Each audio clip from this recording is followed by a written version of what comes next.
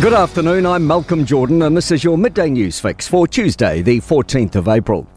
Global supply chains could take months to recover, with Donald Trump's blockade intensifying the scramble for oil.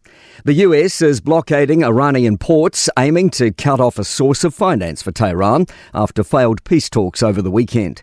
US allies likely to be impacted by further constraints on supply are questioning the move.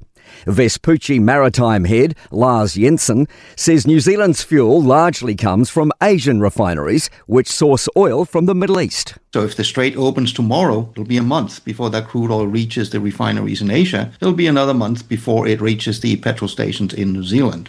Meanwhile, the Public Service Association says allowing people to work from home more is a no-brainer during a fuel crisis. The Australian government has this week launched a $20 million advertising campaign urging people to drive less, use public transport and conserve fuel. PSA National Secretary Fleur Fitzsimons says we should be following their example. The Australian government's announced a $20 million advertising campaign urging people to drive less, use public transport and conserve fuel. They're enabling people to work from home where it's possible.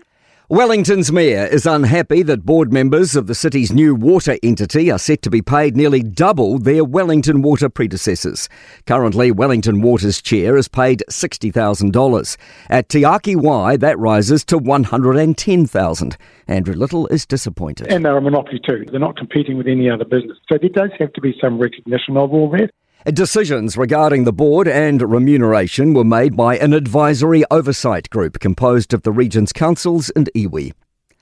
Belief the fuel crisis won't stunt South Island travellers jumping in RVs.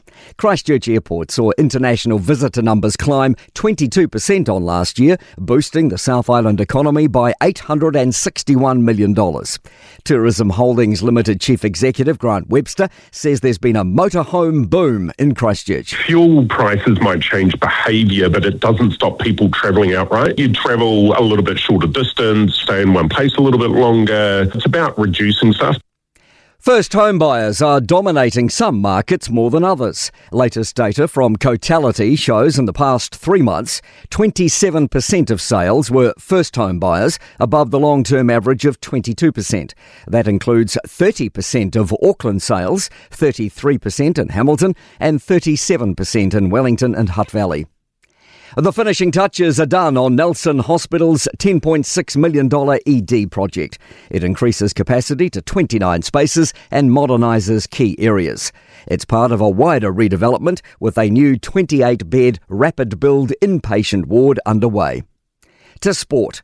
The end to a chapter for rugby's Crusaders. Horses will not form part of matchday experiences at Christchurch's new stadium due to safety reasons. The first New Zealand athletes have been named 100 days out from the Glasgow Commonwealth Games, courtesy of the country's best dozen bowlers. And the International Cricket Council has announced a $14.9 million prize fund for the Women's T20 World Cup starting in June, a 10% increase on the 2024 edition. I'm Malcolm Jordan. That's your latest news fix. We'll be back with the next update at 5 p.m. from the Newstalk ZB newsroom.